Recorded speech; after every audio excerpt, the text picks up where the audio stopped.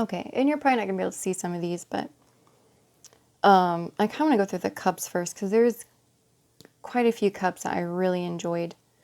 Let me see. And in the book, you get options while you're on the card to go to the index, and then you can find your specific card you want to look at. So I will go to the cups and kind of, I haven't really read much with the minors so much. So the aces are something I get, I understand. I am still working on because I guess I just can't accept the very core meanings and have been looking more into them. So,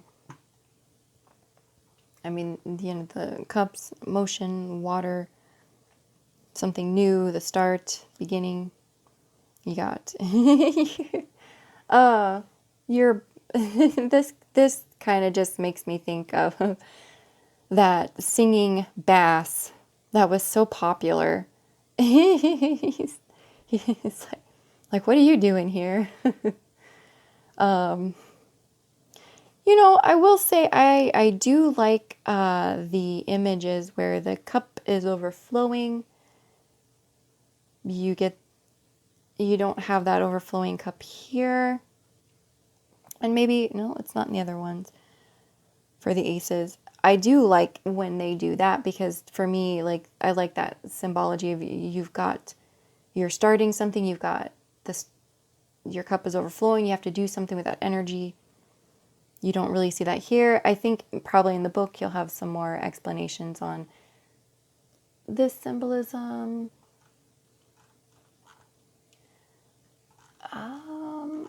The little shorter paragraph for this. The image is full of vitality and drama, as are the emotional aspects of life. When you see this card, think of new people in your life or new emotional reactions to people you already know. There could also be important insights or realizations which have incubated in your psyche before emerging into consciousness. Or consciousness. Oh, there's a typo. Resistance to a new relationship or not. Oh, that might be backwards. But anyway, I do like the art, but that bass, he almost looks like he's surprised to see me. I'm surprised to see you too. So there's that one. Two of Cups. I like this. I think in the Legacy of the Divine, there's something very similar except for their faces. This has been kind of common where you just see the hands together, and I really love that. And it's two people coming together. Nice wave. I do like that one. The Three of Cups. They say this is a mermaid. I would think she's very much a beta fish. But I mean, a mermaid, half fish, half person, mermaid. So, it doesn't matter I guess, what fish she is. She could be a bass too. It's a mermaid. And I do like that. And you got the two beta here. Even though they're different, they're together, enjoying each other's company. You got the waves back here. You get everything you need from that. This is one of the reasons I wanted to go through the cups. And I'll show these two, which actually really helps me with interpreting these cards. You got your normal Four of Cups. Not so much apathetic, just kind of, not bored, not sad, just, like he kind of went away to really think about things and he's just not going to do anything at the moment because he's still in contemplation of it. But when I saw these two cards, I really felt a connection between them. Let me set this down, which is great. So I imagine after looking at them, in sequence, that they were in a relationship and there's something going on right now. She's pretty upset about it, been drinking maybe, some wine, of course. It's like maybe a new or even an old relationship, because you know I find in my relationship, oh man, almost 7 years now, we never fight. So now we just kind of go back and forth on little things, because fighting disagreements are kind of healthy in a sense, not big ones. I mean, look more into that, but having some type of back and forth is healthy. And it's never, and what's funny is so we don't ever fight. So whenever we do, it's over something super silly. And it's almost like while we're talking about it, we know it's silly, but we just kind of want to get things out. Anyway, so like the whole crying over spilt milk, or, you know, she's like, oh, I can't believe you said that, or something. And he's just, over here contemplating about it. And he's like, man, what did I say? What do I do? Or maybe even not even thinking about it. Not that it's her fault or anyone's fault, but that's just kind of I can kind of see the relationship between these two cards, and that really emphasizes the emotions behind it. So I really like that, and I feel it, and it's not too extreme, but also not taken lightly. So I guess, and I really love these images. They're very pretty. The artwork's going to be amazing no matter what. I'm not going to say anything bad about any of the artwork because I just can't. So those are those two cards. And this card, I love it. When I first saw this card, I pretty much had this reaction, but louder. It is so cute. You really get the sense of what it's about. And if you look, there's Aladdin for copyright reasons. I'm sure it's not. So you've got this girl, and she's daydreaming. Well, yeah, there's the daydreaming. Not daydreaming, but you can get that sense of nostalgia, and especially for a 90s person like me, well, I guess Aladdin's back in, just came out, the live action, which was really good. But you can definitely, the nostalgic sense of childhood, this is wonderful. I mean, you get everything you need out of it, I think, and it is such a beautiful card. I love it. Your Seven of Cups, pretty standard, very traditional. You've got all of your things up here, your stuff. This is very, very traditional image, in my opinion, and executed very nicely. I do like it. It's in the clouds. That card's always been self-explanatory to me. And here we've got our Eight of Cups. This reminds me of the Shadowscapes, where a little bit. I mean, this is very intricate. I love Shadowscapes. Kind of going away from all of these cups. Let me see if there's things in them. Are they clear? It's a merman. The fact that we are beneath the waves indicates that we are witnessing a psychological process taking place under the surface, deep within. You have slowly, carefully, and diligently collected your glasses, but now, for mysterious reasons, you find yourself drawn to a new interest. I like that. That's very nice. Not my favorite representation of this card, but it definitely serves its purpose. The Nine of Cups, super cute.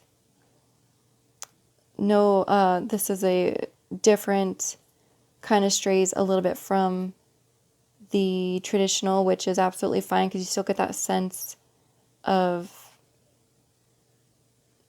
having everything. What do they call this? The wish card. That would be nice. I would love to live here, be here. Yeah. The Ten of Cups is interesting.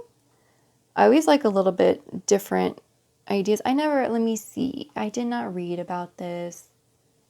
The dolphins are at the uppermost point of their leap. The card shows the apex of joy.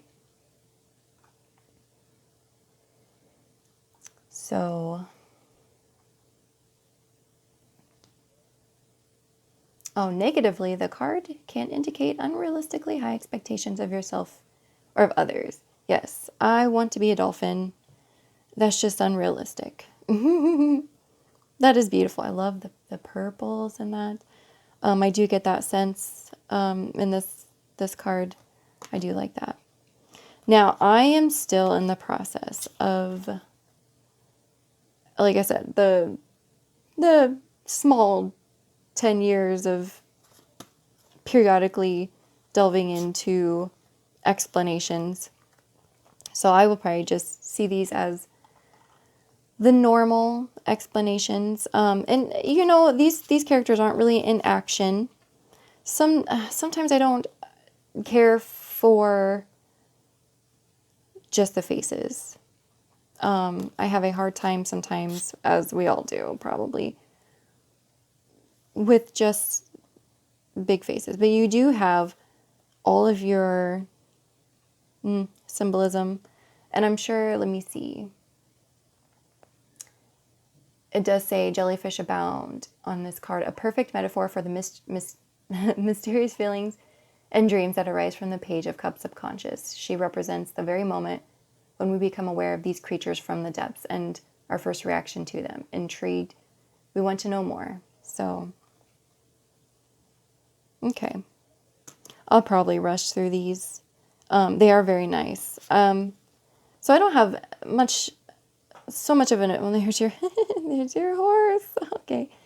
I don't have too many opinions on the court cards because I'm still kind of finding what works for me, how I would like to read them, and what I take from them. So, but you have your Knight. As far as like the Knight of Cups, though, I guess I will say, I find most people represent her, the Knight of Cups, as a little more. Oh, I don't know the proper word. What do they say? In love with love, and a poet. That type of person that is in love with you one day and then in love with someone else the next day. I don't quite get that from here. Let me see. Does he say? He's got a really short explanation.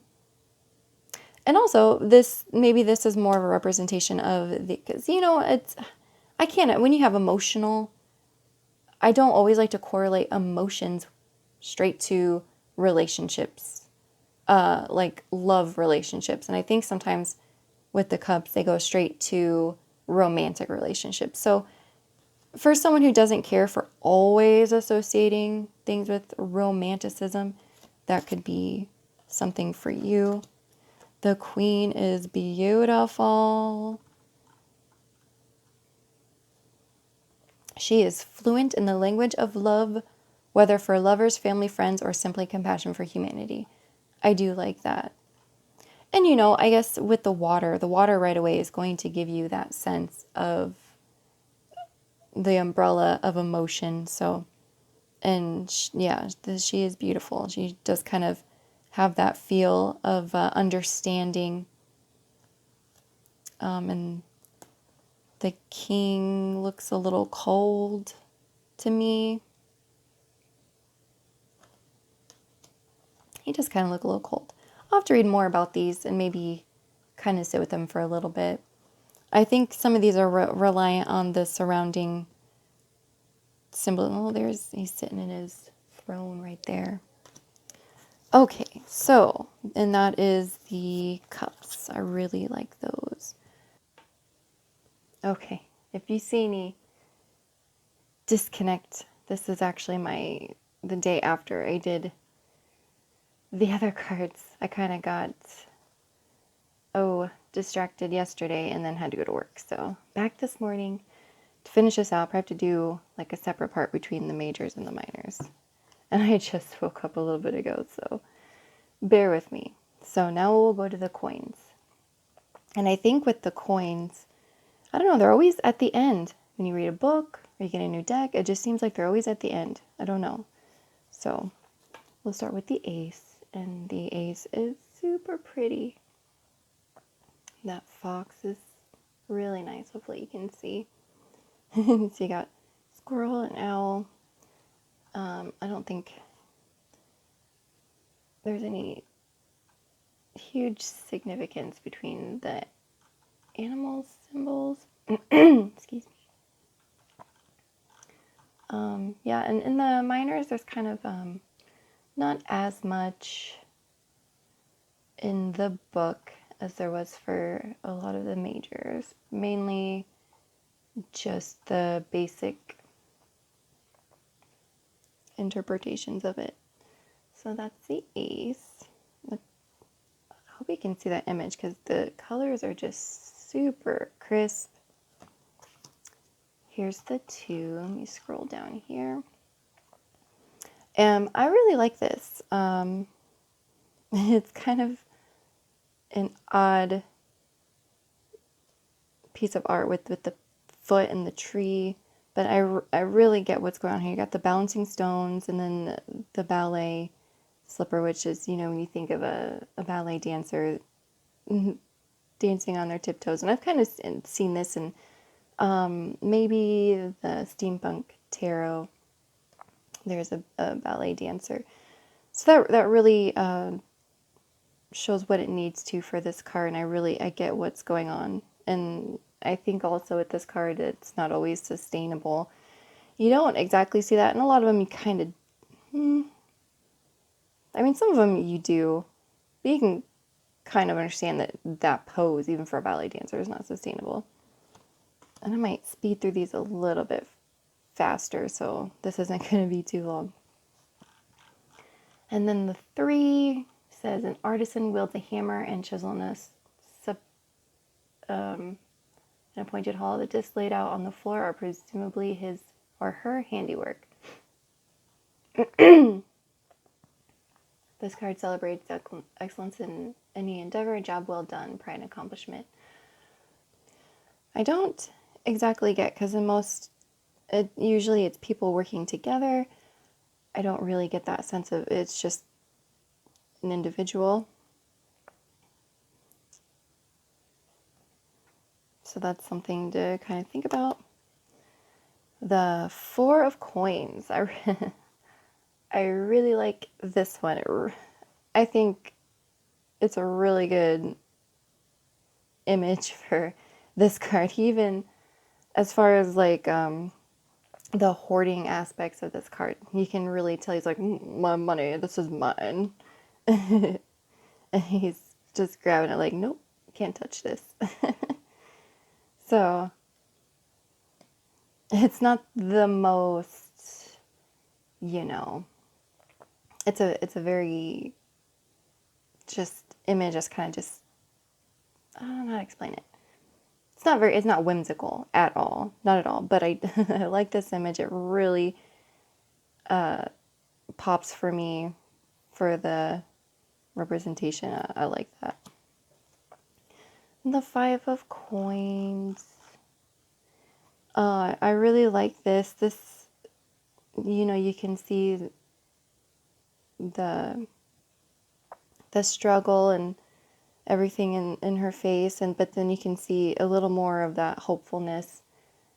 Maybe greener on the other side, or actually is greener. Or not green, it's winter time, but I really like the idea that the hopefulness that's also attached to this image. So I guess when you're reading it you can, whatever pops out first. So I think that one's a really good one. It's really sweet too. Like, I feel better for her knowing that all of this is here for her. All right, and the 6th. You know, this is one I've always had a little bit of a hard time figuring out what I want to read from this card. There's, I guess, the give and take, the balancing.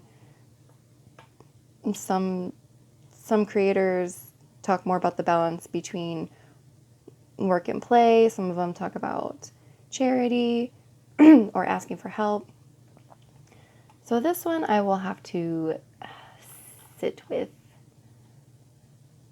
5 coins are attached to cables which hang down from an Automata emblazoned with a bull's head. 6th coin is held by a robotic hand, which has presumably plucked it from one of the cables. The image raises the question of what really goes on in our minds and hearts when we give or receive. Yeah, I'll have to sit with this one for a little bit. It doesn't pop out for me right away. And we have the 7. I really like this angle, the perspective. I think this one is good for what this card means. You found the signature. I really like this one. And the 8 of coins. And like I don't know, coins I haven't spent too much time with. Not with, it was this one, the other one, and maybe the 6. That always, I don't know, I just haven't been set in how I interpret those cards. So this is more back-breaking work, hard work, which the physique is supposed to be symbolic of that the work is not easy, and it's not supposed to be easy. That's, if it were easy, then your return wouldn't be as good. That's kind of what it's talking about. This is something I'd have to sit with also.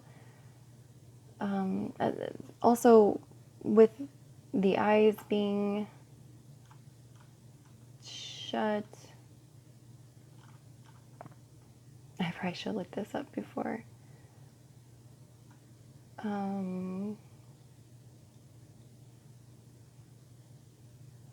So his jester's cap is pulled down over his eyes, symbolizing lack of vision. In this particular task, vision isn't required, just brute strength and repetition.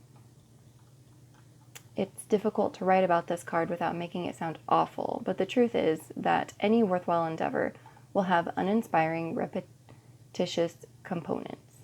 So, yeah, I agree with that. The 9 of coins, very self-explanatory. She is strong, independent woman. Right? Isn't that what that means? And then here it says three birds? Yeah, okay. So they're a symbol of her talents and creativity, need to make anything happen in the physical world. And they also inhibit the suit of swords as a symbol of mental activity. I like that. I mean, yeah. The 10 of coins. Oh, and it's a corvid. That's what that bird is. Oh, no. Oh, okay. This time it's a magpie. Okay, so that's the umbrella term. All corvids have a reputation for stealing shiny objects. It's talking about the sword. So on the 10 of coins, we see a sunlit scene in a verdant forest, and rather than the ominous tone of the swords card, the mood here is more serene. Perhaps we can see the magpie as collecting found objects rather than stealing others' belongings. So, not the traditional representation, but you can still kind of get the sense that of completion. And then our court cards, which, as I mentioned, I always kind of just pass these a little bit because there are very few decks and artwork that just scream the meaning to me. You got your ear horse and the knights, and the queen and king. There's the king. I do like how he puts the king on his throne here. Wish he would have done it with the queen also. So, but you do have your, the earth symbolism, the bunny, all.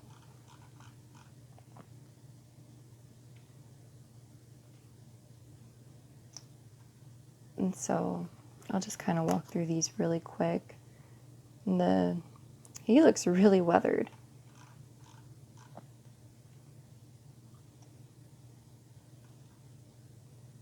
Let's see, the knight carries out his mission with diligence and commitment. Loyal to a fault, he will do as ordered until given new orders. His scar attests to his bravery and dependability in battle. He's the ultimate symbol for those who work to their utmost to provide a comfortable environment for themselves and their loved ones.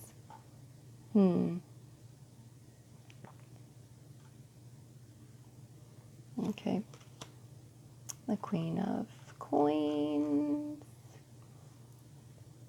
You know, kind of off the traditional symbolism of the age. She's got a crown of, they all?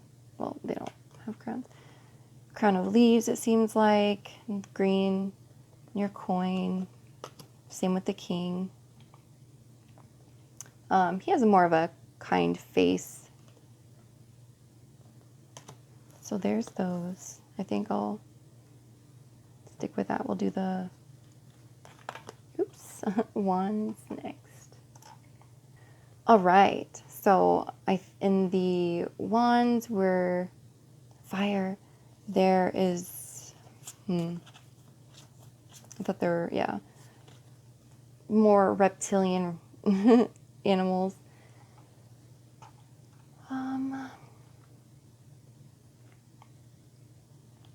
The lizard is reminiscent of a salamander, one of the four mythical beings associated with the element. Salamanders are associated with the element of fire.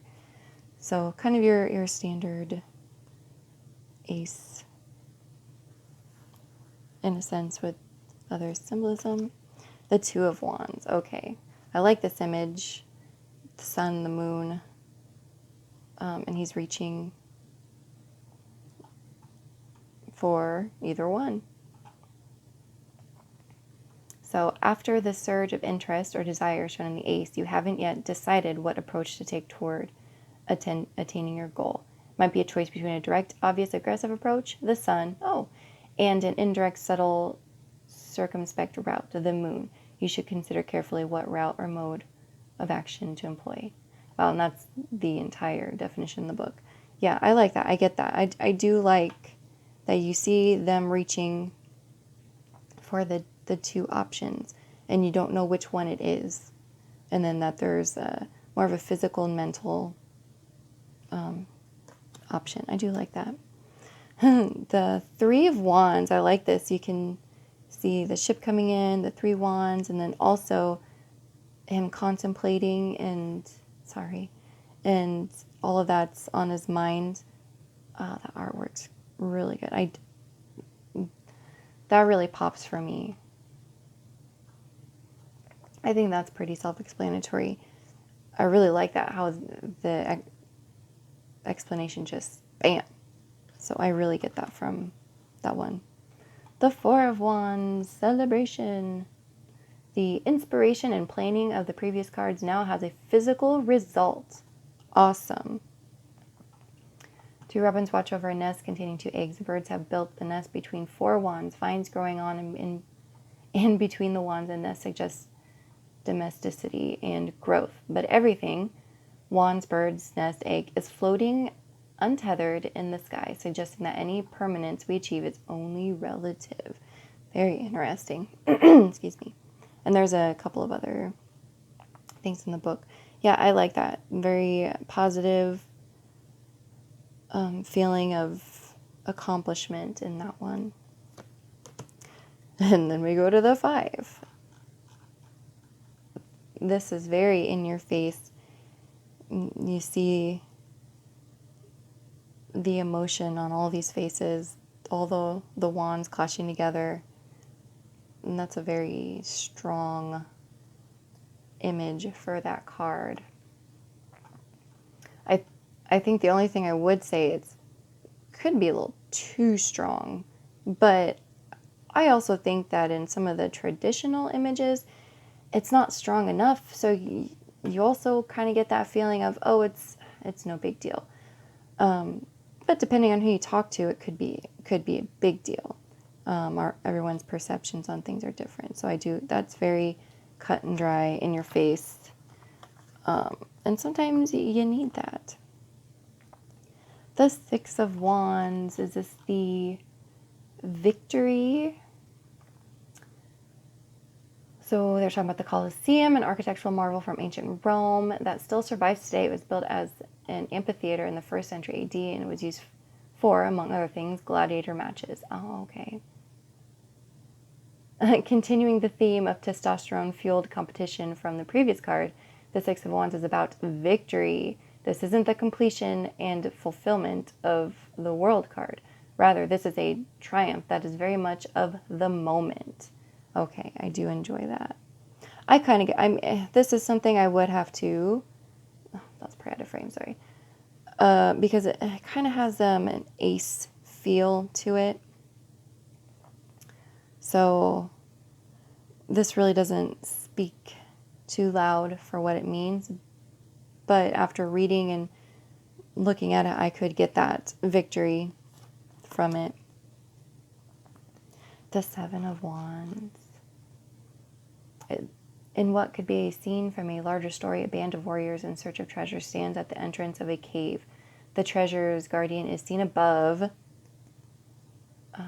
grasping a wand in its talons and hoarding the treasure, which, not coincidentally, consists of cups, swords, and coins. Okay, I wondered about that because when I saw this, all of those threw me off. So we got the Seven of Wands. It's about courage in adversity and about success against the odds. The band of intrepid adventurers, heroes from their own perspective, thieves from the dungeon's viewpoint, or from the dragon's viewpoint, may end up fabulously wealthy or incinerated. Oh, okay. So, well, that actually gives you the perspective of both. They think they're heroes, but the dragon sees them as thieves. So, so the dragon is the one defending their stance. Very interesting. I'd have to sit with that. The Eight of Wands, movement. I always have a hard time with this one. I never see movement. I think the only time I saw movement is maybe in the steampunk tarot because they're, I think, shooting them out of a cannon. So I always have to just kind of put in my 2 cents when I see this, just knowing that that is what the card means. He says in the book, hang on to your hat. The Eight of Wands is about to take you into the stratosphere. All right. And I'll just leave with that. And this card. So you can see the wear and tear. He's kind of holding on to his weapon or his wand, just waiting. He doesn't exactly look weary. So he says you might see this as a continuation of the Seven of Wands. Perhaps he's one of the band of treasure seekers who have invaded the dragon's lair. We can see from his expression that things are not going well. I mean, I don't know. He seems to be resting and drawing strength from his wand, while 8 other wands from the caves, they block his way, both behind him and before him. Suggesting he can't continue. I mean, in this one's, I think it's a little difficult because in one person's mind, that might be interpreted a little bit different. Just because I know the meaning of the card, I get that he's kind of waiting for something. It'd be better if you can kind of see him leaning a little bit more. He kind of just looks like he's just holding like a teddy bear in a sense. Sure, maybe some comfort before the battle. The Ten of Wands. This kind of gives me more of, because actually, let me look. Spoiler. Actually, I'll put them over here. Yeah, so this, because of how Chiro kind of, in the Ten of Swords, is a very similar depiction. So I kind of get a little more of the Ten of Swords with this card. I don't know.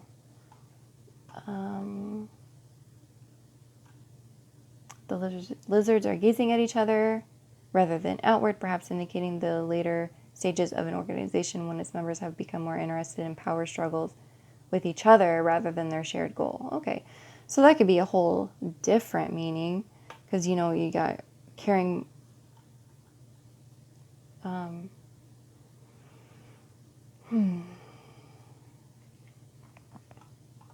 Oh, interesting. The 10 of each suit shows the essence of energy of the ace taken to its logical conclusion. In the 10 of wands, the fire that inspired us in the ace has by now burned itself out. You have changed, or the circumstances have changed, or both, and the project has now become a burden. This card suggests that interests, passions, and endeavors have a natural lifespan and cannot be expected to remain at the same level forever. And there's more about that. So that's something I have to sit with for a little bit.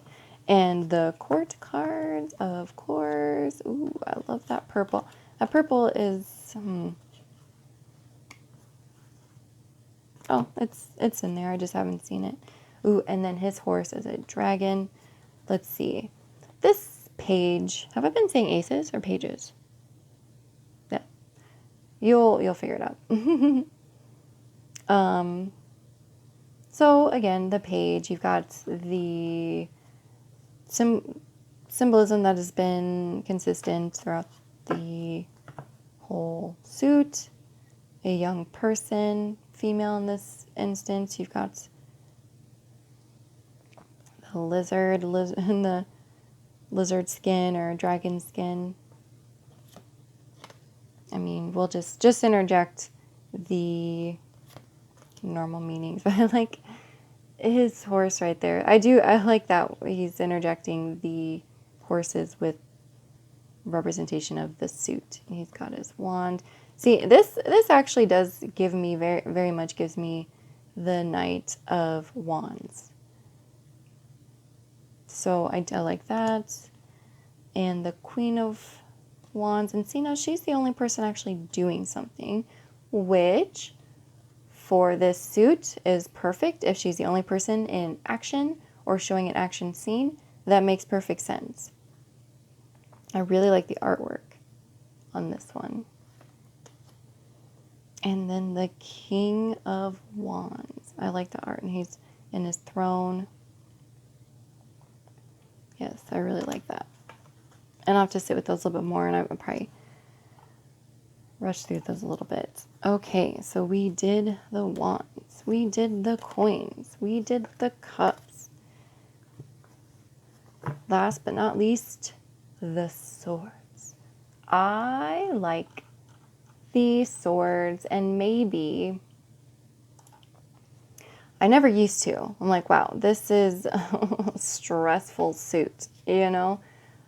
Fortunately, and you know, I would suggest this to anybody, and I'm sure they already do it, and you're like, duh, but I actually push myself to kind of sit with the negative cards or the shadow cards, and kind of become friends with them, because then when you see them in your own reading, it's more like a good friend telling you how it is, as opposed to, oh no, not that one.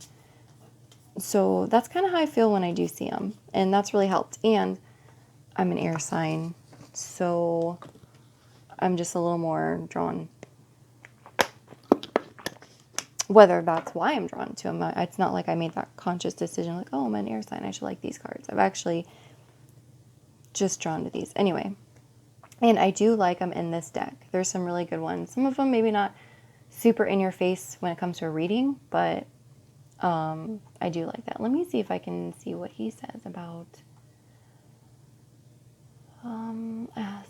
all the objects on this card: sword, dragonfly, clouds, and dandelion seed heads. Oh, are symbols for the mind's activity. Okay.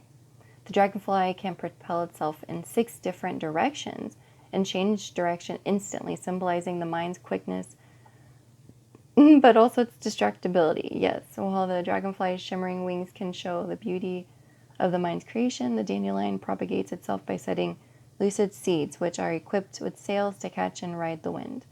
Oh, I like that. Now that's nice. That is a great ace. And maybe if I would have read the other ones. Although, like, the Ace of Cups only had, like, a paragraph. But I really like that and the meaning. We've got the Two of Swords. Pretty traditional, I would say. I don't think the water, no, there was water in the High Priestess, and I, down here, completely missed it until I really looked at it later. I'm like, wow, it's right there. So that's pretty self-explanatory. This image, the art is beautiful. I love that. It's very vibrant. That's pretty self-explanatory. The Three of Swords. You can really see the relationship right there and see the pain. I don't always appreciate the romantic relationship with this one, even though in the cups I created my own romantic relationship, which, you know, depending on your preferences, that's going to mean something to you or not. For me, it means something, and it would with any, if they were different genders, just saying. So, you know, it's a kind of, it would have been cool if he should have made this guy's head a heart. But, so that's what I get, you know, that's pretty self-explanatory, even more so in this card. So I like that one. Your Four of Swords. I probably won't read too much about some of these. This one, I really get that sense. Oh, he's dressed still in his battle gear, which I appreciate because it's not a permanent or long-term rest. It's just you know, this is a good time in between everything to take a minute because there's some crazy cards coming up. So chill, take a seat, shut your eyes for a few minutes because you're going to need it. I get that from this one. Now the Five of Swords. And the traditional kind of escapes me right now. So the eagle is shown with talons which are simultaneously. Oh, I haven't finished my coffee yet. Dagger blades reaching for a sword embedded in the landscape under stormy sky. This is a situation where someone is predator and someone is prey. If you are the predator, you may want to think about whether this is really the kind of interaction you want to be having with others. If you are the prey, then discretion may be the better part of valor. It may be time to withdraw from the field so that you live to fight another day. Okay. And maybe it's because this one's a little more intense than the traditional. I mean, goodness. So, but I do like the meaning in the artwork. We've got the Six of Swords, very close to the traditional. You don't have the ferryman, though. Decorated with the sign of Aquarius. Wonderful. Oh, and there's his signature. Ooh, those swords up, though. I guess that's something. Usually the blades are face downward, aren't they? Maybe not. I don't know. So that's a little somber for me. No ferryman. Sometimes the ferryman means something. You can see her face in this situation is not very pleasant. She's got holding a lantern. She'd steal that. She's like, I'm taking this with me. You think she'd have just like a little torch or something small. She's leaving the house. She took the whole thing. I don't. Just kind of mentions it's a sad but necessary separation. So, you know, that's something I can sit with a little bit more. This card, for people who love, wait, is this a crow or a raven? I think it's a crow. They're all members of the Corvid family, of course. This artwork is beautiful. So, the Seven of Swords, you can kind of get, like, in the cup, was it the cups? Coins? Wow, okay. And the coins, the magpie was taking things for themselves in a positive way. So in this one, you've got the crow collecting things that are not exactly in a positive way. Simply, this card represents any situation where someone is utilizing theft or deception to attain their goals. So there's that. It's so pretty to have a negative meaning, but it does. I do feel that though. And we've got the Eight of Swords, and we've got a more mature figure, which is fine. She's not blindfolded, but her eyes are shut. You know, and maybe I can appreciate that just a little bit more. When you see the blindfold, sometimes you wonder if they can get out of it. I think that's supposed to be the point. It's a voluntary, as opposed to like the hanging man, that's a voluntary state of mind. But in this is a voluntary reaction. So this is your, in my opinion, your voluntary reaction to things around you. You're putting yourself in this situation and you don't need to. So the lack of a blindfold is all right because she's choosing to have her eyes shut.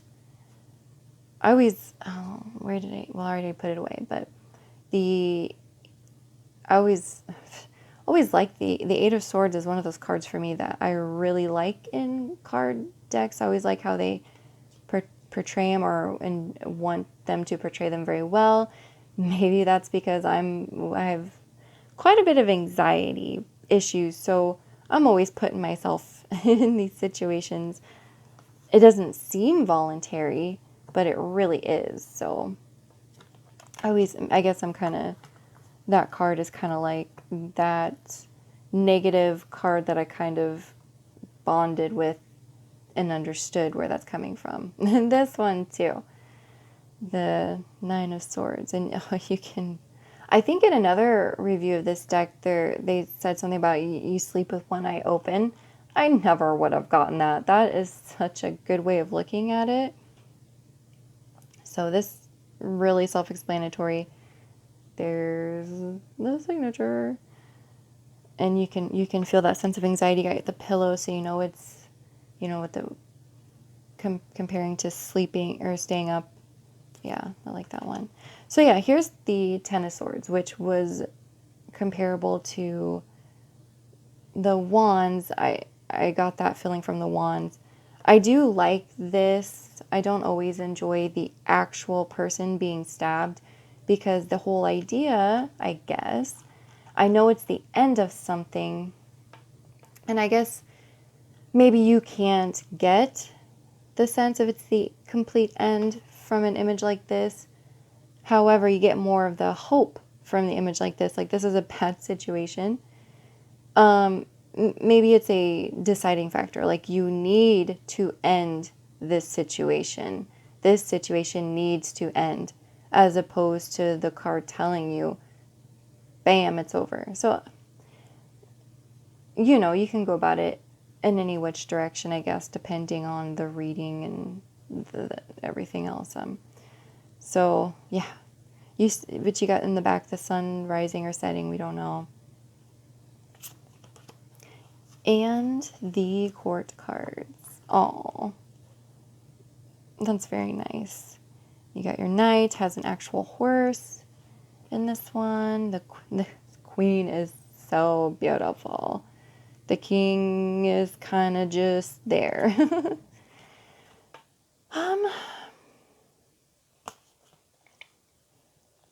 Sure. And I'll just let you read if you want to. Maybe I'll put it on screen. You can kind of read what he has to say about some of these. Oh, the queen says, this queen is a perfectionist. Above all else, she worships the truth and expects others to follow her lead. She uses her sword not as a weapon, but as a mental focus, which helps her in her never-ending quest to improve her mind. Others may find her standards exacting, but are usually grateful for the presence of someone so dedicated to excellence. So I do love this queen, and she's the cover of the box, as she should be. I guess. I don't know. All of the queens were wonderful. Now, I mean, there's price symbols in that, but I'll look at that later. This guy definitely looks like he is out for the truth. I totally get that. So you got the colors are wonderful. The queen. I can kind of get what the book says about that. And then the king. He's down here. You get your symbolism. So sorry to rush through the court cards a little bit. I really need to work on those. And that's it. And the shuffle. Oh, jeez. The shuffle. Wow, that was horrible. Not looking at the card. The shuffle.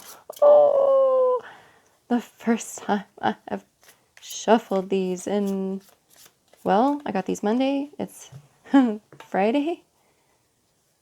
How do they shuffle? They shuffle fine.